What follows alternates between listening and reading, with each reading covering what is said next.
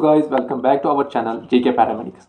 सो guys, जो आज का टॉपिक हमारा है वो है कार्बोहाइड्रेट्स। आज हम बात करने वाले हैं कार्बोहाइड्रेट्स के बारे में, जो कि एक इम्पॉर्टेंट टॉपिक है। पहले हम बात करते हैं, जो ये कार्बोहाइड्रेट्स होते हैं ये मैक्रोन्यूट्रेंट्स होते हैं। मैक्रोन्यूट्रेंट्स मीन्स ये वो न्यूट्रेंट्स होते हैं जो कि हमारी बॉडी में लार्ज अमाउंट में रिक्वायर होती है। पहली बात, जो ये कार्बोहाइड्रेट्स होते हैं ये मैक्रोन्यूट्रेंट्स होते हैं। दिस दैट मीन्स कि ये हमारी बॉडी में लार्ज अमाउंट में रिक्वायर होते हैं। देन आफ्टर दिस, जो ये कार्बोहाइड्रेट्स होते हैं इनकी कंपोजिशन की अगर हम बात करें तो ये कार्बोहाइड्रेट्स कंपोज्ड होते हैं एक तो कार्बन के, सेकंड हाइड्रोजन के और ऑक्सीजन के। अगर हम बात करें इसकी कंपोजिशन की, तो कार्बोहाइड्रेट्स बने होते हैं कार्बन की, हाइड्रोजन की और ऑक्सीजन की। इसके बाद अगर हम बात करें, जो ये कार्बोहाइड्रेट्स होते हैं ये मेन सोर्स ऑफ एनर्जी होते हैं in our body. These are main source of energy in our body,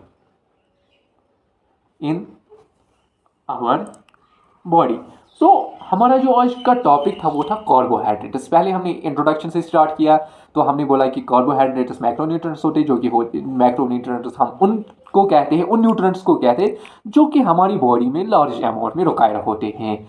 second one, हमने बोला इसकी कंपोजिशन। जो ये कार्बोहाइड्रेट्स होते हैं ये कंपोजिट होते हैं कार्बन के, हाइड्रोजन के और ऑक्सीजन के। आफ्टर दिस हमने बोला कि जो ये कार्बोहाइड्रेट्स होते हैं ये मेन सोर्स ऑफ एनर्जी होती है हमारी बॉडी में। एंड जो ये कार्बोहाइड्रेट्स होते हैं इनको दे आर ऑल्सो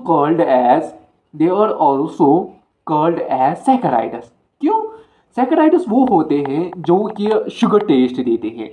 जो ये कार्बोहाइड्रेट्स है, almost all carbohydrates are called as saccharides because they are sweet in taste. हमने बात की यहाँ पे, जो ये कार्बोहाइड्रेट्स होते हैं इनको ऑल्सो सैकराइड कहते हैं क्योंकि ये sweet, because they are sweet in test.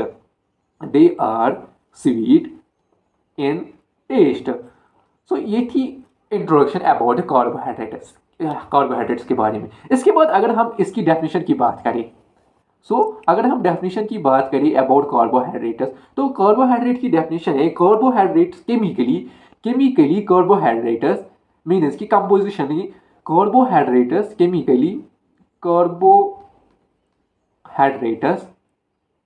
are defined as optically active वो कंपाउंड्स होते हैं जो कि लाइट को रोटेट करते हैं इन अ पोलराइज्ड वे में। तो ऑप्टिकली एक्टिव, इसकी तरफ आपको ज़्यादा नहीं जाना है, तो आपको सिंपली कार्बोहाइड्रेट्स की डेफिनेशन में ये पॉइंट लाना है कि chemically carbohydrates are defined as optically active polyhydroxy means वो कंपाउंड्स जिनमें मल्टीपल OH ग्रुप्स होते हैं। हमने बात की, जो ये कार्बोहाइड्रेट्स की डेफिनेशन हम बोल रहे हैं कि carbohydrates these are chemically carbohydrates are defined as optically active polyhydroxy aldehydes means जिनमें फंक्शनल ग्रुप हो CHO, एल्डिहाइड्स और कीटोन्स। तो हमने बात की chemically carbohydrates are defined as optically polyhydroxy मैंने आपको बोला कि जैसे मल्टीपल OH ग्रुप हो, और एल्डिहाइड मीन्स जिनमें फंक्शनल ग्रुप CHO हो, और कीटोन्स जिनमें C double bond O functional group हो। दीज आर द कंपाउंड्स जिनमें कि मल्टीपल OH ग्रुप हो और ऑल्सो CHO फंक्शनल ग्रुप हो या C double bond O functional group हो, या ये वो कंपाउंड्स होते हैं जो on hydrolysis means on breakdown compounds on hydrolysis, या ये वो कंपाउंड्स होते हैं जो कि हाइड्रोलिसिस ब्रेक डाउन करने पे सच यूनिट्स इन द सेंस कि ये वो कंपाउंड्स होते हैं जिनको अगर हम ब्रेक डाउन करें तो ये वहां से पॉलीहाइड्रोक्सी एल्डिहाइड्स दे या कीटोन्स या पॉलीहाइड्रोक्सी कीटोन्स दे। तो ये सिंपल डेफिनेशन थी कार्बोहाइड्रेट्स की। तो अगर बच्चों आपके क्वेश्चन पेपर में क्वेश्चन आएगा कार्बोहाइड्रेट्स, तो आप सिंपली आपको इंट्रोडक्शन स्टार्ट करना है इस चीज़ से। पहले आपको डिफाइन करना है कि कार्बोहाइड्रेट्स और मैक्रोन्यूट्रेंट्स ये वो न्यूट्रेंट्स होते हैं जो कि हमारी बॉडी में लार्ज अमाउंट में रिक्वायर होते हैं। सेकंड वन, आपको बोलना है कि कार्बोहाइड्रेट्स की कंपोजिशन लाइक ये कंपोजिट होते हैं कार्बन की, हाइड्रोजन की, ऑक्सीजन की। उसके बाद आप पॉइंट कवर करोगे ये मेन सोर्स ऑफ एनर्जी होते हैं हमारी बॉडी में। उसके बाद आप लिखोगे कि they are also called as called as saccharides because they are sweet in taste. उसके बाद आप लिखोगे इसकी डेफिनेशन में आप लिखोगे कि carbohydrates are chemically carbohydrates are defined as optically active polyhydroxy aldehydes और कीटोन्स। ये मैंने आपको बोला है जिसमें कि मल्टीपल OH ग्रुप हो और फंक्शनल ग्रुप CHO हो या कीटोन हो। तो हमने पहले भी बोला था कि कार्बोहाइड्रेट जो होते हैं ये कंपोज होते हैं कार्बन की और हाइड्रोजन की और अगर आप ये फंक्शनल ग्रुप भी देखोगे इसमें भी है कार्बन हाइड्रोजन और ऑक्सीजन और यहाँ पे पॉलीहाइड्रोक्सी भी OH ग्रुप होता है और यहाँ पे भी C double bond O ketone जैसे कि कीटोन में होता है। सो ये थी introduction about carbohydrates and definition. तो अब हम बात करने वाले हैं टाइप्स ऑफ कार्बोहाइड्रेट्स की। सो बेस्ड ऑन स्ट्रक्चर, अगर हम बात करें बेस्ड ऑन स्ट्रक्चर, जो ये कार्बोहाइड्रेट्स होते हैं ये 3 टाइप्स में डिवाइड किए गए हैं। So based on structure carbohydrates are divided into 3 types. Carbohydrates are divided into 3 types. वो कौन सी टाइप है? Into 3 types. पहला होता है मोनोसैकेराइड। सबसे पहला टाइप होता है monosaccharide.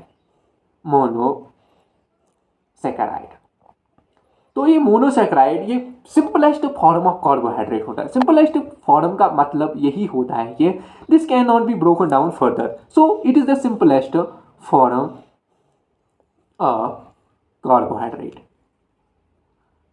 As name indicate simplest form, so it cannot be broken down further. तो ये पहला टाइप है कार्बोहाइड्रेट का। पहला टाइप मैंने आपको बोला monosaccharides are simplest form of carbohydrate, so it can not be broken down further. So मैंने आपको पहले बोला था कि डेफिनेशन में बोला था जो ये कार्बोहाइड्रेट्स होते हैं इनमें या तो फंक्शनल ग्रुप एल्डिहाइड होता है या तो कीटोन होता है। सो वो मोनोसैकेराइड जिनमें फंक्शनल ग्रुप एल्डिहाइड होता है, फंक्शनल ग्रुप जब एल्डिहाइड होगा तो इनको एल्डोसिस कहते हैं। और वो मोनोसैकेराइड जिनमें कि फंक्शनल ग्रुप कीटोन होगा उनको कीटोसिस बोलते हैं। So most important examples of monosaccharide are glucose, fructose etcetera. So हमने बात की मोनोसैकेराइड की। अगर हम सम अप करें मोनोसैकेराइड की, हमने बोला कि मोनोसैकेराइड होते हैं simplest form of carbohydrate, so it can not be further broken down. इसका यही मतलब होता है सिंपलेस्ट फॉर्म का कि ये सिंपल फॉर्म, इसके आगे ये ब्रेक नहीं किए जा सकते। अगर ये इसके आगे ब्रेक किए जाएंगे तो ये कार्बोहाइड्रेट्स नहीं रहेंगे। तो फिर हमने बोला कि अगर इनमें जो फंक्शनल ग्रुप एल्डिहाइड होगा तो इनको एल्डोसिस कहते हैं और अगर इनमें फंक्शनल ग्रुप कीटोन होगा तो इनको कीटोसिस कहते हैं। फिर मैंने एग्जांपल बोले मोनोसैकेराइड की, तो इसमें मैंने बोला ग्लूकोज और फ्रक्टोज मोस्ट इंपॉर्टेंट एग्जांपल होते हैं मोनोसैकेराइड के। तो जो सेकंड टाइप होता है कार्बोहाइड्रेट्स का उसे कहते हैं डाइसैकेराइड। तो ये डाइसैकेराइड बनता है जबकि 2 monosaccharide units when 2 monosaccharide units form bond, when 2 monosaccharides form bond. तो जो ये डाइसैकेराइड्स होते हैं जब 2 मोनोसैकेराइड यूनिट्स आपस में मिलते हैं तो वो डाइसैकेराइड बनाते हैं। तो हमने बात की जो ये डाइसैकेराइड्स होते हैं जब 2 मोनोसैकेराइड यूनिट्स आपस में मिलते हैं, बॉन्ड फॉर्म करते हैं तो वो डाइसैकेराइड बनाते हैं। दैट मीन्स इसका मतलब यही भी हुआ कि अगर हम अब इनको तोड़े, अगर हम डाइसैकेराइड को तोड़े on hydrolysis they yield 2 molecules of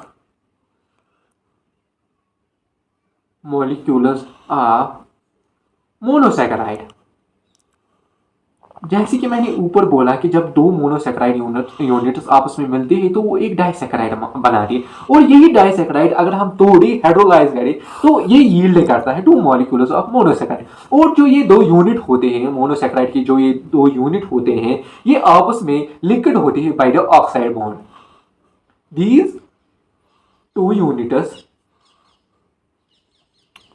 are linked by oxide bond. जो ये दो यूनिट्स आपस में मिलते हैं ये ऑक्साइड बॉन्ड बनाते हैं। ये ऑक्साइड बॉन्ड बनता भी है जब जब जब ये दोनों आपस में मिलकर एक ऑक्सीजन को लूज कर एक सॉरी वाटर मॉलिक्यूल जब लूज होता है तो ये बॉन्ड बनता है। So this bond which is formed यही विच मीन्स यही oxide bond which is formed by loss of water molecule. तो इसी लिंकेज को also this linkage is called as glycosidic linkage. तो इसी लिंकेज को ग्लाइकोसाइडिक लिंकेज भी कहते हैं। अगर हम अब एग्जाम्पल की बात करें तो जो सक्रोज होता है sucrose sucrose is the most important ये मोस्ट इंपॉर्टेंट एग्जांपल है किसकी डाइसैकेराइड की। तो ये एक डाइसैकेराइड है दैट मीन्स कि अगर हम इसके हाइड्रोलाइज करें अगर हम इसको तोड़े अगर हम सक्रोज मॉलिक्यूल को तोड़े तो ये हमें ग्लूकोज और फ्रक्टोज मॉलिक्यूल दे रहा है। ग्लूकोज भी एक मोनोसैकेराइड है और फ्रक्टोज भी एक मोनोसैकेराइड है। तो जैसे कि मैंने बोला डाइसैकेराइड को अगर हम हाइड्रोलाइज करें यानी तोड़े तो हमें दो मॉलिक्यूल दो यूनिट्स मिलते हैं जो कि मोनोसैकेराइड होते हैं। वैसे ही मैंने बोला अगर हम एग्जांपल ली सक्रोज की सक्रोज जो कि एक डाइसैकेराइड मॉलिक्यूल है डाइसैकेराइड मॉलिक्यूल जिसको हम ऑन हाइड्रोलिसिस जो कि हमें यील्ड देता है ग्लूकोज और फ्रक्टोज ये कि और एक और जो इंपॉर्टेंट एग्जांपल है डाइसैकेराइड की that is maltose and lactose. Lactose को ऑल्सो मिल्क शुगर भी कहते हैं।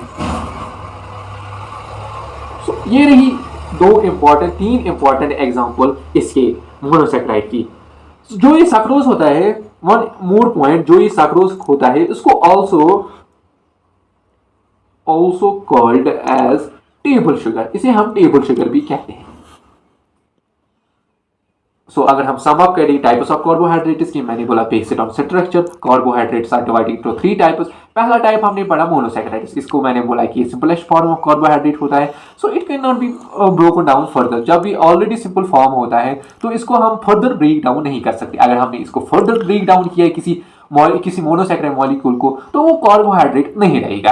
फिर मैंने बोला कि अगर मोनोसैकेराइड में फंक्शनल ग्रुप एल्डिहाइड होगा तो उसको हम एल्डोज कहते हैं। अगर फंक्शनल ग्रुप कीटोन होगा तो उसको कीटोज कहते हैं। तो फिर मैंने बोला मोनोसैकेराइड की एग्जांपल ग्लूकोज और फ्रक्टोज।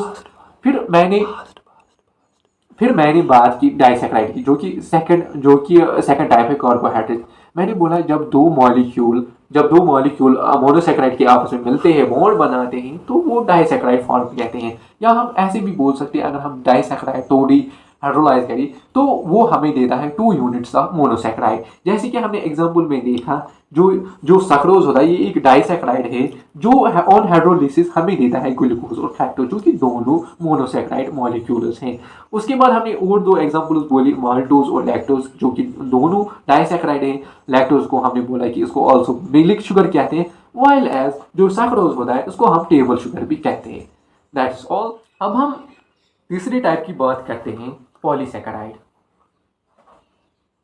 जो थर्ड टाइप होता है कार्बोहाइड्रेट्स का दैट इज पॉलीसैकेराइड्स। तो पॉलीसैकेराइड्स में क्या होता है जब लार्ज नंबर ऑफ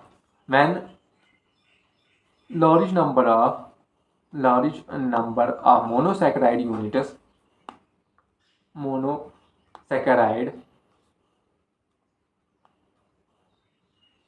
बाइंड होते हैं तो वो क्या बनाते हैं वो पॉलीसैकेराइड बनाते हैं पॉलीसैकेराइड।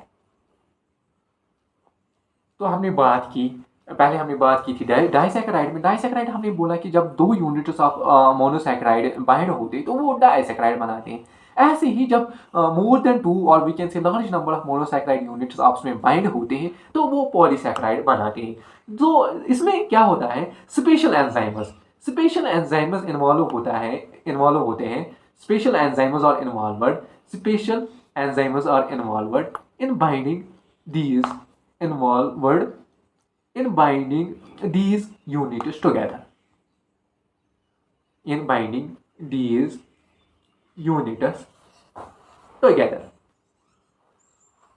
तो यही एंजाइम्स इन छोटी छोटी मोनोसैकेराइड यूनिट्स को आपस में बाइंड कराते हैं जो कि एक पॉलीसैकेराइड बनते हैं। तो जब ये पॉलीसैकेराइड बनते हैं तो ये these can take a variety of shapes, मतलब कि जब ये बहुत सारी पॉलीसैकेराइड यूनिट्स आपस में मिलती हैं तो ये बहुत सारी शेप अटेन कर सकते हैं। जैसे कि अगर जो ये पॉलीसैकेराइड, अगर ये मोनोसैकेराइड यूनिट्स आपस में एक स्ट्रेट लाइन में एक दूसरे से बाइंड हो जाए तो उसको हम उस टाइम कहते हैं लीनियर पॉलीसैकेराइड। उसको हम उस टाइम कहते हैं लीनियर पॉलीसैकेराइड। लीनियर पॉलीसैकेराइड क्या बोला मैंने कि अगर जब ये मोनोसैकेराइड यूनिट्स आपस में एक स्ट्रेट लाइन में बाइंड हो जाए तो उस टाइम इसको कहते हैं लीनियर पॉलीसैकेराइड। वाइल एज अगर ये पॉलीसैकेराइड आपस में ब्रांचेस बनाए या आर्म्स फॉर्म करे तो उस टाइम हम इसे कहते हैं ब्रांचेड पॉलीसैकेराइड। ब्रांचेड पॉलीसैकेराइड जिसमें कि ये मोनोसैकेराइड यूनिट्स ब्रांच फॉर्म करें। तो हमने बात की पॉलीसैकेराइड्स की, जिसमें हमने बोला है कि large number of monosaccharide units are bind together to form a polysaccharide. ये स्पेशल एंजाइम्स होते हैं जो इन्वॉल्व होते हैं इनको एक दूसरे के साथ बाइंड करने में। फिर हमने बात की कि जब ये पॉलीसैकेराइड बनते हैं तो बनने के बाद ये कोई भी शेप अटेन कर सकते हैं। अगर ये एक स्ट्रेट लाइन में रहेंगे तो इसको हम उस टाइम कहते हैं लीनियर पॉलीसैकेराइड। अगर अगर ये ब्रांचेड फॉर्म होगी उस टाइम हम इसको कहते हैं ब्रांचेड पॉलीसैकेराइड। अगर हम बात करें टाइप्स ऑफ पॉलीसैकेराइड में, इसमें पहला आता है होमो पॉलीसैकेराइड्स। होमो पॉलीसैकेराइड्स। लेकिन इससे पहले अगर हम एग्जाम्पल की बात करें पॉलीसैकेराइड की तो इंपॉर्टेंट एग्जाम्पल पॉलीसैकेराइड की है सेल्यूलोज या और एक एग्जाम्पल है स्टार्च, ग्लाइकोजन एटसेट्रा। तो ये एग्जाम्पल्स हैं पॉलीसैकेराइड की। अगर हम अब बात करें होमोपॉलीसैकेराइड्स को, ठीक है, ये दोज पॉलीसैकेराइड्स होते हैं, पॉलीसैकेराइड्स कंटेनिंग, ये वो पॉलीसैकेराइड होते हैं जो कि सिंगल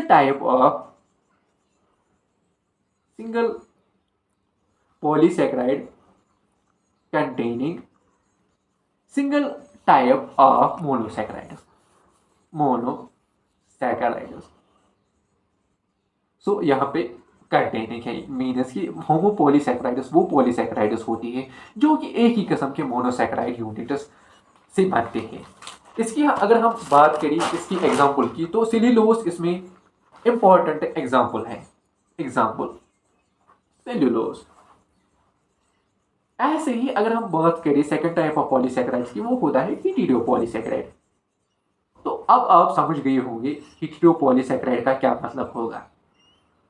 बिल्कुल, अगर हेटेरोपॉलीसैकेराइड का ये मतलब होता है, ये वो पॉलीसैकेराइड है पॉलीसैकेराइड जिसमें क्या होता है, जिसमें दो या पॉलीसैकेराइड कंटेनिंग टू और more different monosaccharides,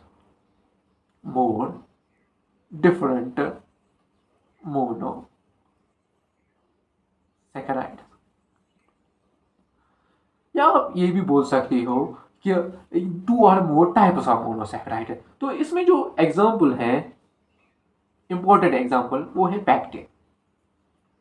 तो क्या याद रहा आपको? अब हम क्विक सम अप करते हैं पॉलीसैकेराइड्स के बारे में। मैंने बोला पॉलीसैकेराइड्स वो सैकेराइड्स होते हैं जिनमें कि large number of monosaccharide units present हो, लाइक कि जिसमें दो या दो से ज़्यादा नहीं, काफ़ी मोनोसैकेराइड यूनिट्स आपस में मिलते हैं, बॉन्ड फॉर्म करते हैं, उसके बाद बनता है पॉलीसैकेराइड। जो इसके बाद मैंने बोला कि स्पेशल एंजाइम्स होती है इन्वॉल्व, जैसे जिनकी वजह से ये टुगेदर बाइंड होते हैं। फिर मैंने बोला कि जैसे ये बनते हैं उसके बाद ये कोई भी शेप अटेन कर सकते हैं। अगर ये स्ट्रेट लाइन में एक दूसरे से बॉन्ड फॉर्म करे तो इसको लीनियर पॉलीसैकेराइड, वाइल एज अगर ये ब्रांचेस फॉर्म करे तो इसको हम ब्रांचेड पॉलीसैकेराइड। फिर हमने एग्जांपल ली सेल्यूलोज, स्टार्च एंड ग्लाइकोजन। इसके बाद हमने बात की टाइप्स ऑफ पॉलीसैकेराइड्स, होमोपॉलीसैकेराइड्स वो पॉलीसैकेराइड्स होती है जो कि सिंगल टाइप ऑफ मोनोसैकेराइड से बनते हैं। इसमें एग्जांपल है सेल्यूलोज। उसके बाद हमने बात की हेटेरोपॉलीसैकेराइड्स, पॉलीसैकेराइड्स कंटेनिंग टू और more different monosaccharides. Example, pectin.